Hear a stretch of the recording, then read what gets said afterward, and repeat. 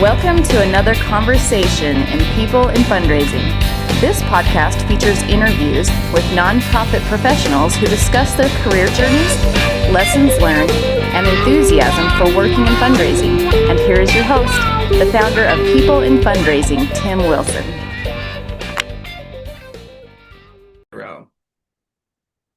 Hello, everyone, and welcome to another episode in the weekly nonprofit podcast series, People in Fundraising.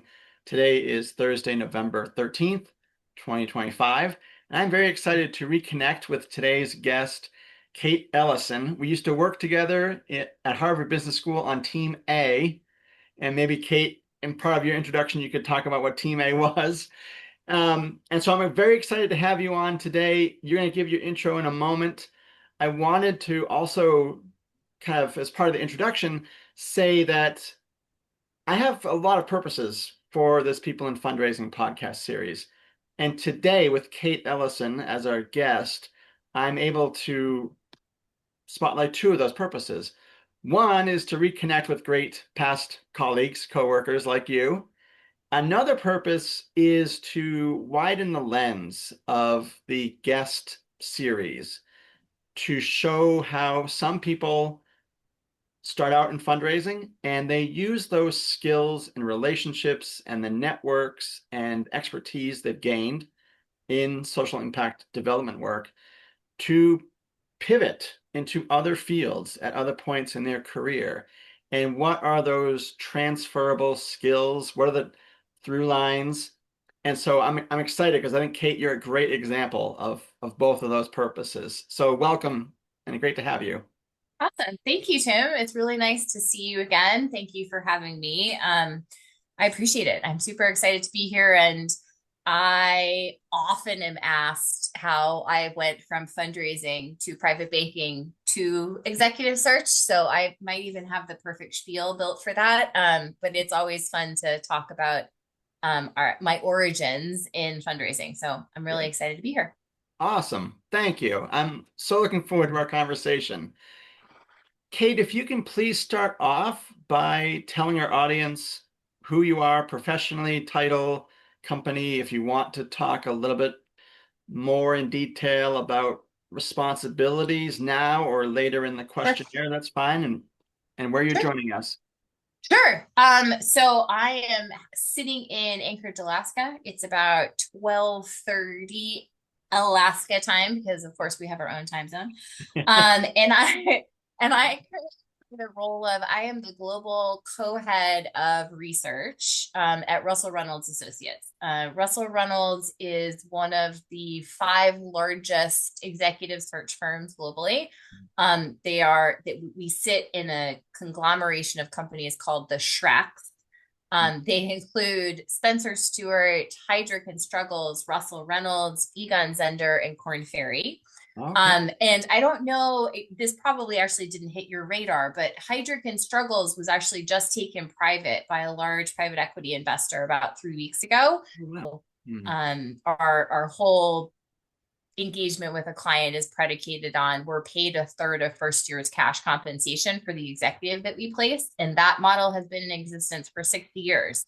Whoa. So much like billable hours with law firms, there really hasn't been a lot of change, even as the landscape in which we're doing the business has changed an awful lot. So interesting. With that in mind, yeah, it is. It's an interesting landscape to be a part of, particularly as, AI and technology are going to make lots of changes. As we've seen a big private equity investor move into the space, which of course means all of us are kind of like, oh, interesting. I wonder what the investment thesis for that actually is and how successful will it be? So yes, it's an interesting time to be a part of this industry for sure. Wow. I am so fascinated to hear how you go from fundraising to where you are now and just the insights you shared even there. Like, I recognize most of those company names, certainly Korn Ferry. And honestly, yes, that's because of working at Harvard Business School, and a good section of our alumni worked in that industry at one of those firms. Yes, that's right. And it's an interesting. It's always been sort of a niche consulting business, right? And many people I will say this has probably changed in the last few years, but for a long time, historically, many people really didn't know what search was and Mm. then got recruited in some form as an executive and ended up pivoting careers actually into the field. Um, and then I would say in the last 10 to 15 years, most firms got a bit more aggressive when it came to recruiting people who were earlier in their career that they could sort of mint out as partners, but Oh, without necessarily the same industry Rolodex that you might have seen historically when okay. they were trying to convince, a CHRO to join the firm and become a search consultant that way. So yeah, it's been an interesting evolution of the way we think about where we find our recruits. Mhm. And it's definitely an interesting niche industry in places like business schools and Ivy Pluses because it's not, most people think of McKinsey, Bain, and BCG as places where those people end up. And so it's Right. an interesting industry choice when people end up in search. Yeah. Wow. So fascinating. Yeah, of course. So with a little bit of where you are now, if we can rewind the Yeah. clock, Kate, and um, please tell us how your career in fundraising began, and then how you charted the rest of your stops that get you to where you are today, please. Yeah, of course. So I graduated from college shortly after you did, a little bit after the internet bubble, but not much. And when I was at school, I actually spent 2 summers in a row working for the fundraising office at Princeton. So I got inculcated with academic fundraising very early on. My parents were academic. I Mm. knew what it was conceptually. I had such a good time this summer between my junior and senior year working in that space that I was like, this is it. Like, this is the job for me. This is what I want to do forever. But it was really hard to find those jobs when I got back to Boston because, higher ed wasn't really hiring because of what had been going on with the financial markets. And so I went and worked with a small nonprofit in the North End, and I was the assistant to the executive director. So I did everything that you can imagine a secretary did to like a chief of staff to a whole bunch of other things. Okay. And at the same time, just tried to keep my ear to the ground relative to finding a job at Harvard.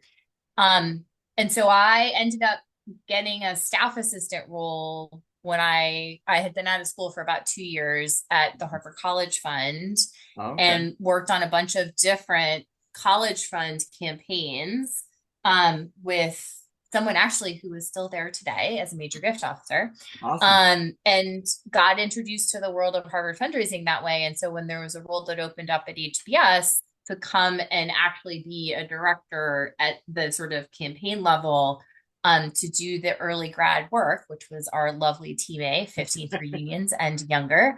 I was like super excited about that opportunity. And so that's how I ended up at HBS, which was awesome. And it finally gave me the opportunity not to just be the assistant, but to actually, do the work myself. Sure. Yeah.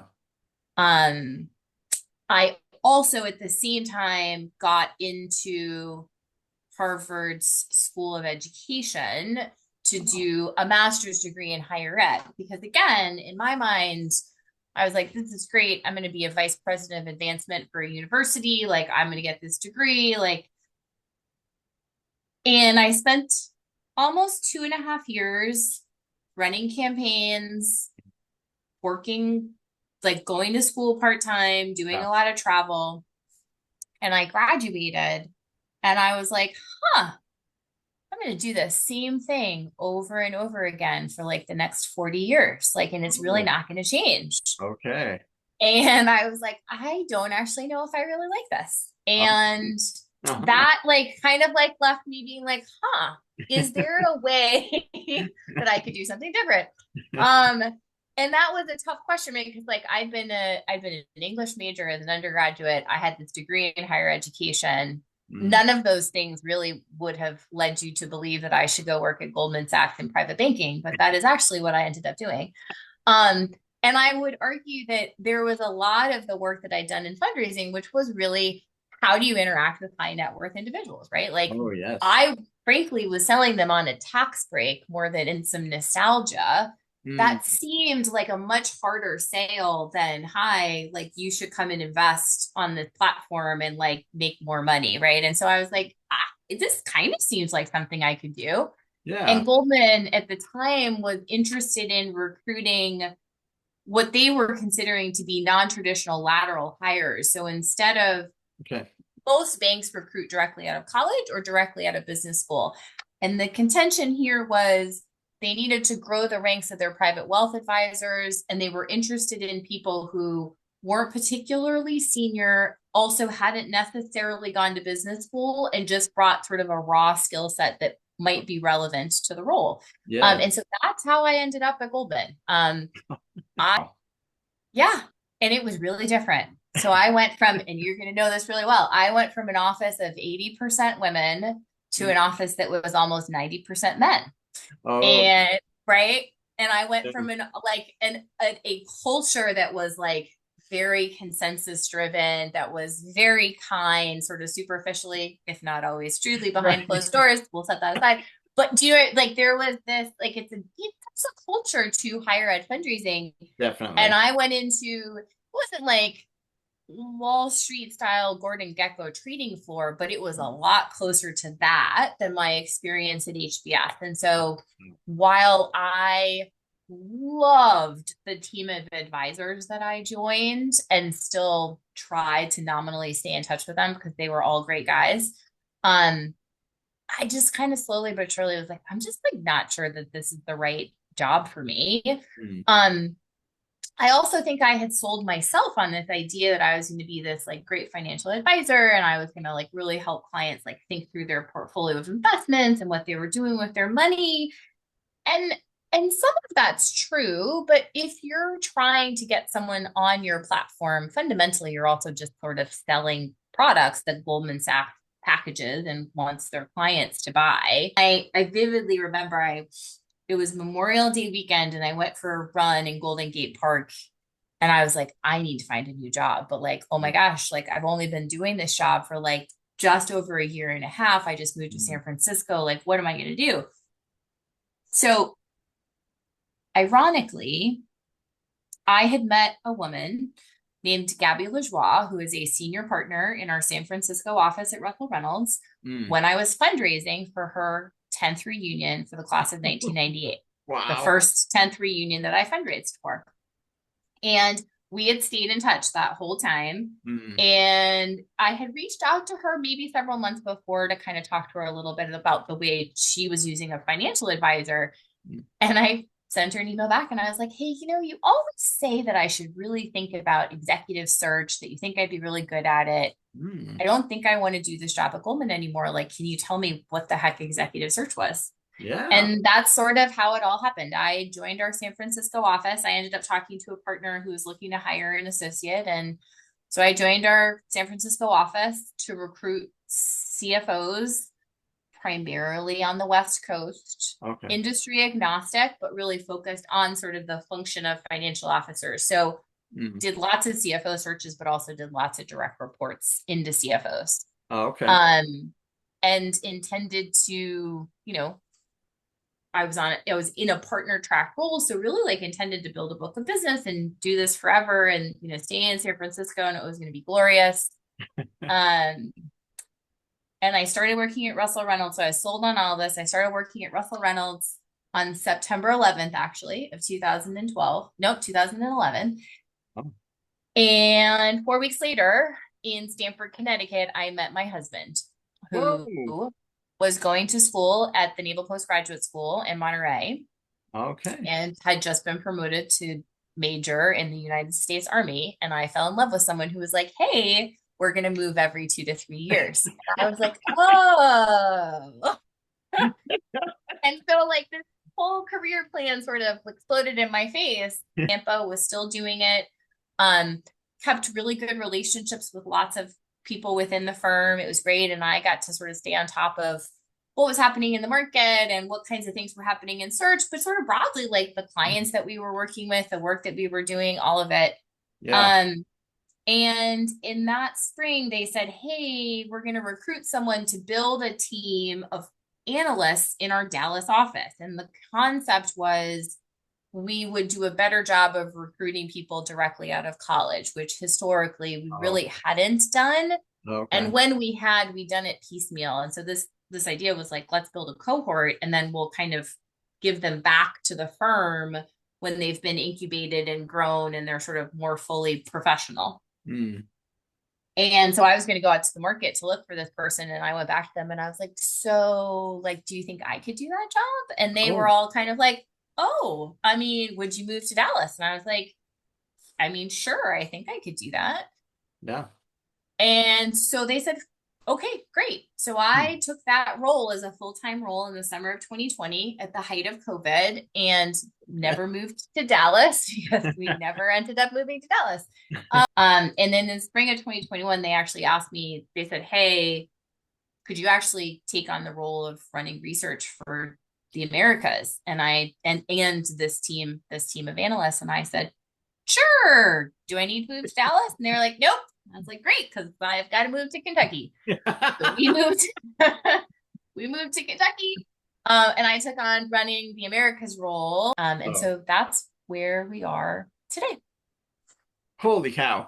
The word that came to mind as you talked about not just the career, the drastic career pivots, the master's degree, the relocation for personal life, relocation for career is resilient. I've moved, moved from Massachusetts here to Utah. I lived in Germany for a year.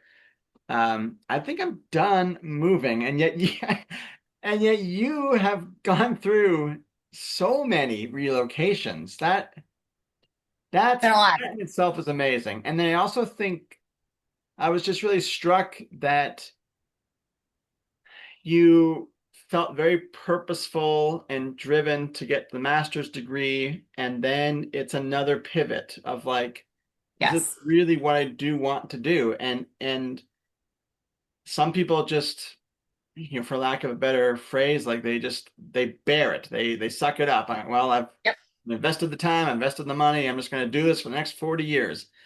But you really felt that you needed to make these changes and you pursued those. So that's admirable.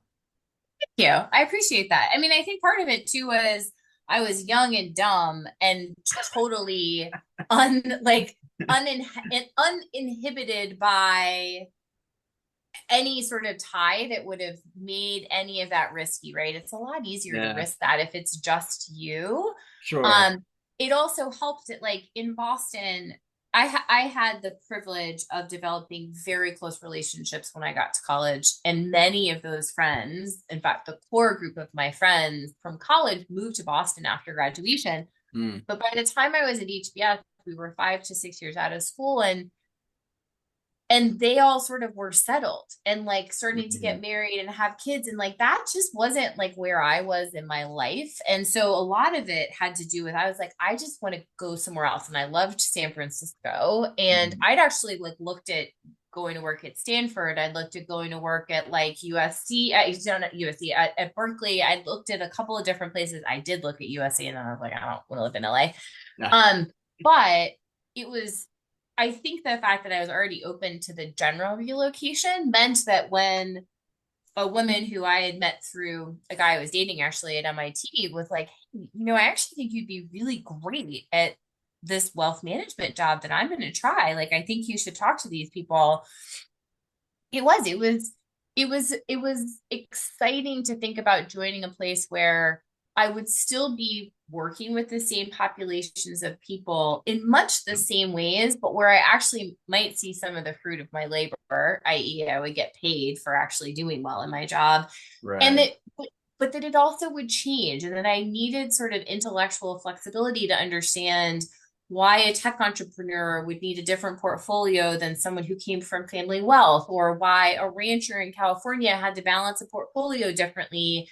It seemed more dynamic, which is not to say that fundraising is not intellectually stimulating. It is, but the dynamic piece of You're going to run a reunion campaign, and major gifts are going to come out of it. But fundamentally, most of the way you think about fundraising is out of those major reunion campaigns. Yeah. And it's kind of like a set it and forget it sort of thing. And I think because I'd been traveling so much and I'd been going to school, my brain had been really busy. And so the thought of all of a sudden not having some of that mental stimulation, where I went back to it and I was like, wow, this is a lot of rinse and repeat, just felt like it was, again, like for me, at least at that point in time in my life, I was like, I think I need to do something different and do something more than what this left me do. That's a great segue, Kate, to the third question here.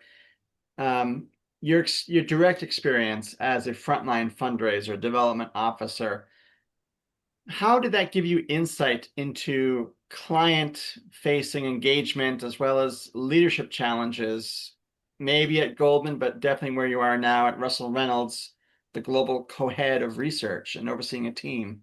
Yeah, I mean, I think it's funny actually. I referenced learning how to ask someone for money last week at the offsite that I was telling you about in Boston. When you're first learning how to fundraise, one of the things they tell you is you should ask someone for money and then you should stop talking. Uh-huh. Right? Because Yes. like people fill those uncomfortable silences and it shouldn't be you to fill them. It should be someone else. And so a lot of the lessons that I learned around how do you compel someone to give you money for something that's a very abstract concept is such a good way to learn how to sell someone on anything that like it was sort of fundamental to the way I saw the world. And we could go back and forth on, now that I am in leadership advisory, assessment is a big bread and butter part of our business. And so I'm absolutely obsessed with like any kind of assessment on the planet. I have taken them all. I actually led my team through a process last week. I love them. And so you could probably argue this is a little chicken and egg, which is, was I good at those things because I like those things because that's the way I'm wired? Maybe. But I do think that there are lessons you learn in fundraising because you get exposed at such a junior professional level of experience to like some pretty like heavy duty dollars and heavy duty people. That I think it makes you, like I said, I think it makes you a little fearless, right? You're sort of like, well, what's the worst that could happen? Because it turns out when you ask someone for $1 million, they don't say, no, I'm not going to give you any money. They're just like, yeah, I was thinking like $500,000. And you're like, oh, okay, that's fine. Or you ask them for $1 million and they're like, well, actually, I was thinking 2.5. And you're like, great. Perfect. And it makes you realize like, there is no risk in asking. Like the worst that someone can say is no. And very rarely is it like a flat zero no. It's just like that's exactly what I was thinking. Like, how about this instead? And that I think was a really good way of learning the resilience and the fearlessness of like, if you don't act, if you don't figure out how to sort of put yourself out there, then you don't ever get to experience the success and everything that comes with it. And I live that lesson on a daily basis, to be perfectly honest, right? It's all about how do people tick and how can you figure out how they tick and how do you get the best out of them by figuring out what they're passionate and excited about. And that's like absolutely the fun part of my job. And it is fundamentally, when you're trying to sell someone on a job, fundamentally, it's the only way you're going to convince them to imagine being an executive somewhere else. And so all of those lessons really kind of boil down to that. You just have to ask the question. And rarely is it going to go badly for you. It's just not going to necessarily net you out exactly where you expected. But if you're okay with that, it'll be fine. I really like that answer. And it reminds me, did you work with Nida Januskis? Yes, I did. Okay, so she for was a very short amount of time. Okay. Yes. So another Team A Hall of Famer. Yes. And she was on this podcast in the summer of 24. She was in Paris during the Olympics. Yep. Before she was on my podcast, she was interviewed probably 5 years ago at this point, and it stuck with me. I listened to it, and in the course of being interviewed, by someone else. Nida said, if you don't ask, you won't get. And that was it, like concise. Boom. And for me, as when I heard that, obviously it struck a chord with me. And I've since kind of in my own ways added to what you could take from that. And I think, if you don't ask for $1 million, you may not get exactly what you want. But if you don't ask at all, you don't even get the feedback of, hey, your ask was terrible, or your ask was too high, or not the right time. So I'm so glad that you, in your own words, kind of resonate with what Nida said, because that's just been so profound for me. And I use it in my professional life. I use it in this podcast. Like, if you don't ask, and for me, like, honestly, because you popped up in my LinkedIn feed over the years, and I thought it would be interesting to talk to Kate. Not in fundraising, at this point in her career. So would you see that there is something of value to being a guest? And so I'm like, well, I have to ask, because the worst you could do is say no or ghost me. I have had people do that. So I appreciate that you responded and said yes. I'm happy to have done it. It was my pleasure. Plus, people are all like, this is the other thing. I tell our analysts, our researchers this all the time. Our job is so easy in search, right? Because most of the time we're calling someone to be like, tell me about yourself. What have you done in your career? And human beings adore being asked about themselves, right? And so, like, truly, like, I'm not even asking, I joke all the time, but it's like, you're not even asking people for things. Like, I had to ask for money. I had to convince people to invest with me. I was like, now you're like, hi, I have this really cool CEO job. Want to talk to me about it? Yes. And it was amazing. I mean, Tim, like, you can imagine, if we got like a 15 to 20% response rate in fundraising, it was like, yes, like, this is awesome. Yeah. A good day in search is I get 80% of people to come back to me when I've sent them an email. Oh, it's amazing. I am telling you, for the first couple of years, I kept being like, wait, you call this cold calling? Like, I don't do cold calling. Like, because people want to talk to you. They're like, Russell Reynolds, of course. Like, I know that you, right? And so it was great to go from really good brand to brand, always, right? But to go from a world where, I mean, it's not like private wealth was any better than 10 to 15%, but to go from that to, like, people are like, oh, I'm really gonna have to cold call on this search. And I'm always like, until you have done the jobs that I have done, you may not call this cold calling. It is not cold calling. People want to talk to you. Like, it'll be fine. So yes, you got to pick up the phone, make a phone call, ask the question, because especially in our business now, people love answering questions. So take advantage of it. That is an amazing statistic. I did not know that. So people will be like, wow, like, you're so comfortable calling people. And it's like, I don't realize how much I got told no for most of my early career. Like, or to your point, just never heard back from anybody. It's like into the void. Yeah, so much different. Wow. That segment alone was fascinating. So thank you. You're welcome. I want to pivot. I often do this in my interviews where we talk professionally, and then I ask one or two questions to kind of, as you said earlier, people love to talk about themselves and who they are and how they got to where they are. I often do that piece of this conversation by drawing on quotes from people in the public eye.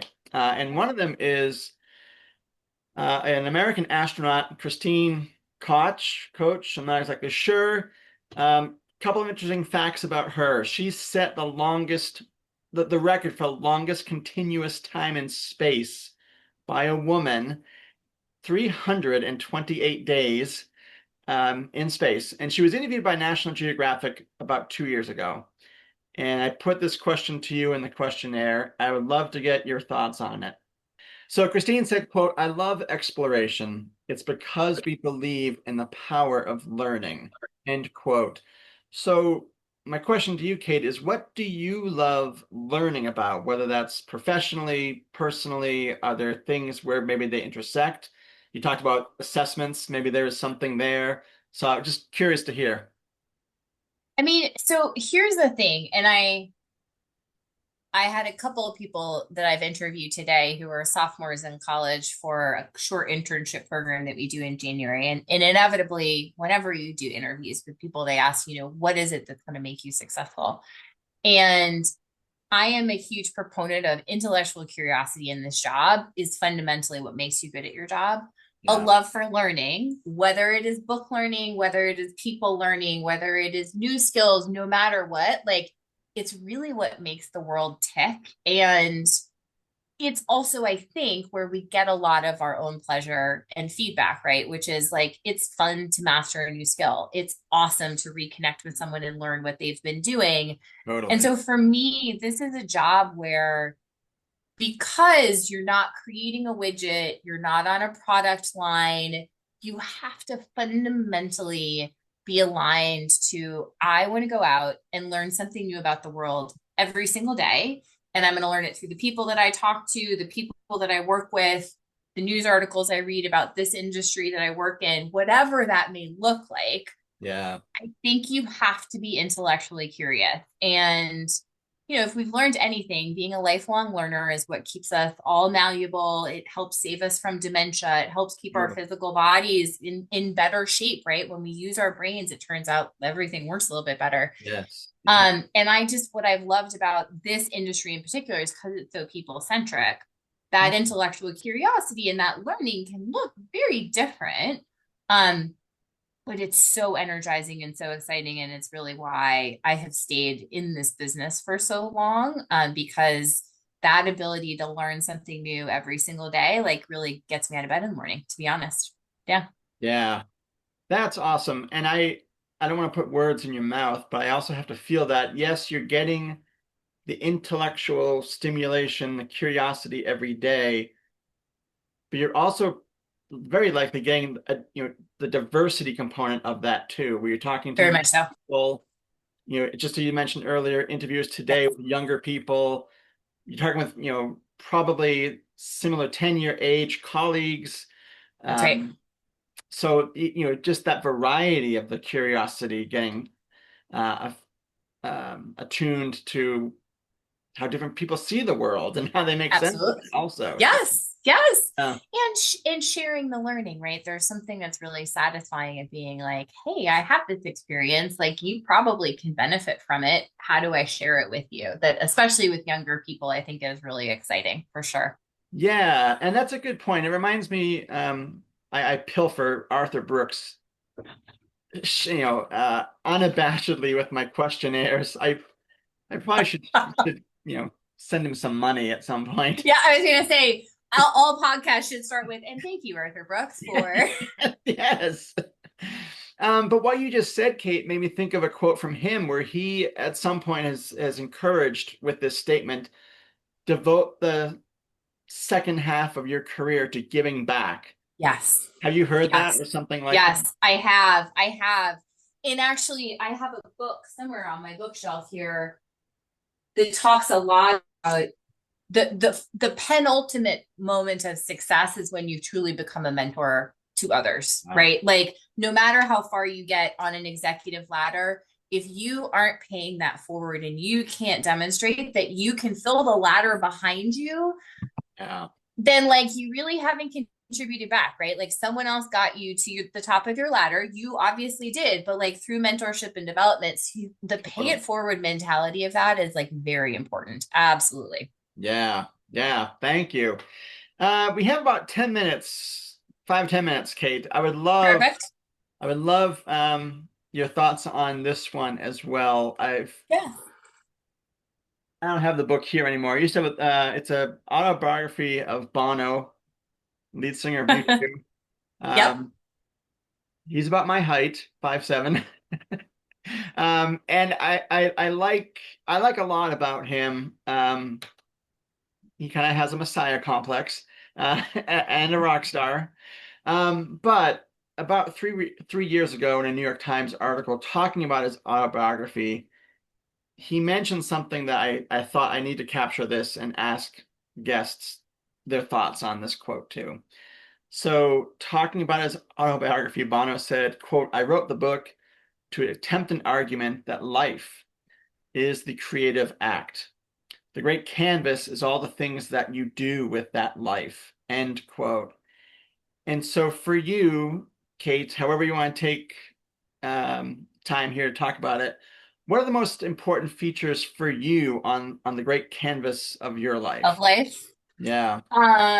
It's a great question. I think for me, at least, I have been thinking a lot about something I watched the other day. I've been talking about this. My colleagues are going to be sick of this very shortly. I watched a video where someone talked about the fact that he had spent the early portion of his 20s, 30s, and even 40s, so even as a young parent, on things that he came to realize when a colleague passed away suddenly were resume virtues, and that actually he needed to be focused on eulogy virtues. And he said, there is no one who gets up at your funeral and reads all of the accomplishments that are on your resume. They Yeah. talk about your family, they talk about your children, they talk about your friends, they talk about your impact. They don't talk about what you did in your job, right? And even if they're colleagues, what they're going to talk about are fundamentally the human things that you did, not the accomplishments that you had professionally.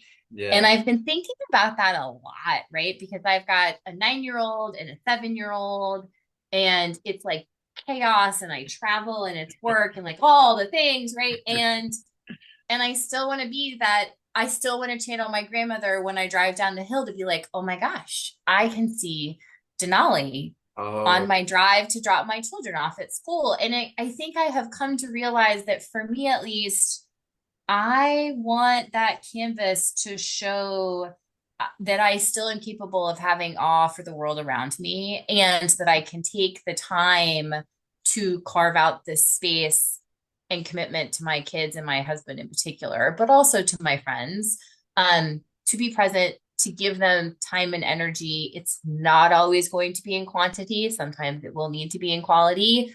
sure. But the more I can be committed to doing that, the more I get closer to eulogy virtues, while I'm also trying to balance. I am in the midst of a career and I want to do those things successfully, but I Sure. don't want to leave the rest of those things to, oh, I'll get to them at some point in the future when I have more time. That's beautifully put. Yeah, that's very profound. It's I hard. It's yeah, really hard, Tim. It is, right? Because you're in the midst of a career where you are partly investing in yourself because of that investment and what that means for your family in the future, right? Because it means more money and more flexibility and an ability to support your children and like do all. So there are some really profound reasons that we get kind of caught in that career race. yeah. But if you become that parent who's like, well, it's okay, like I'll go do those things when they're in high school when I have more flexibility, like if you haven't forged a relationship with your 6-year-old, why is your 16-year-old going to want to spend time with you? And Totally. right. And so that's, I think, been a real struggle to kind of think through and figure out how to prioritize. It's just like not that easy. That's true. And that, yeah, and thank you for all of those thoughts. For me, I think not that anyone asked, but Please, I would love to hear it from your perspective. but it's, my airtime. I spent almost 18 years at Harvard Business School, and I'm proud of that tenure. I'm grateful for all the connections that I was blessed with, Yeah. and we're seeing the fruit of that, down to literally right now, Yeah. having you as a guest.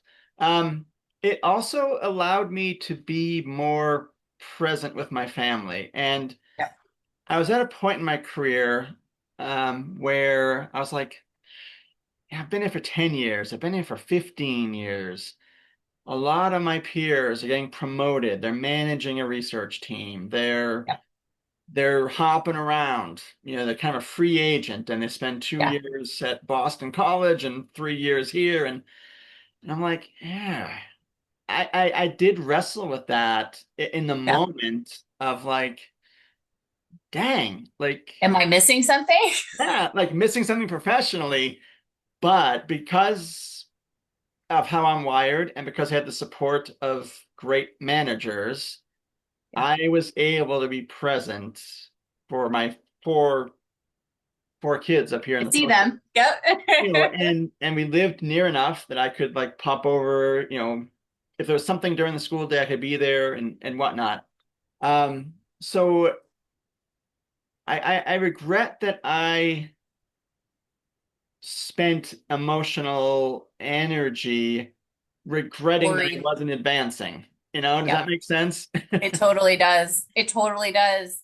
And I've had this conversation recently with people where they're kind of like, "Oh, like how did you get to this role?" And I am happy to own. I mean, I spent almost 4 years like working part-time because I was busy raising two small children with a husband who was never around, half of which was in a foreign country. And it hasn't really stopped me, right? If we're all going to live to 100, then also I think we need to be more flexible in when we can put time into our careers and when we should put time into our children. And I look back on that and I think like that didn't hold me back. So if I go volunteer in their classroom on an afternoon, it's blocked on my calendar because like, Yeah, sorry, they're going to remember that more than my colleagues will that I wasn't in the office for 2 hours on a Thursday afternoon. totally. Yes. Yeah. Yep, I'm with you on that one. And look, I agree with you. Like I am very grateful and very blessed to work in a place where I have that level of flexibility, and not all of us do. Yeah. But I think also there are times when creating the flexibility is the sacrifice in and of itself, and that's Mm. okay. If you know what you're sacrificing for, then I think it's 100% worth it. 100%. Yeah. I totally agree with that. Yeah. Well, Kate, this has just been very meaningful and fun to reconnect with you. I mean, I still remember the day that your email announcement came out that you were going to Goldman Sachs. And I'm like, Oh, what? I mean, I'm used to people like jumping ship to XYZ higher education. Mm-hmm. This is Mm-hmm. amazing. So, so good Not the on best you. choice of my life, but it led me to where I am today. Totally worth it. Right. And it's been delightful to catch up with you. Thank And you. yes, and thank you for your time today. I wish your family well. Your husband in the military 2 days ago was Veterans Day, so that was a Thank you. meaningful day for him and your family. Thank you. And yeah, I look forward to following you on LinkedIn and wish you all the best. Same, Tim, thank you. I really appreciate it. I saw your email note and I was like, I am so flattered. And also, I can't believe I haven't talked to him in like, so many millions of years, it feels like at this point. So thank you for having me. Thank you for your time, for letting me blab a little bit. And I'll look forward to staying in touch. And please, if you think of anything else, don't hesitate to reach out. Will do. Thank you so much, Kate. This has been Of really, course. really fun. Awesome. Yes, and for our audience, you'll be able to find Kate Ellison's conversation across various platforms in early January 2026. LinkedIn, which will have the audio video component on YouTube, Podbean for those in our audience that like to listen to the audio only. And thanks to my 100th guest, Luis Diaz of WISE and the Donor Participation Project. He is sponsoring my website, peopleinfundraising.wordifysites.com. So all of those platforms to find this great interview with Kate. And thanks everyone for your support of this podcast. Have a good rest of your day, Kate.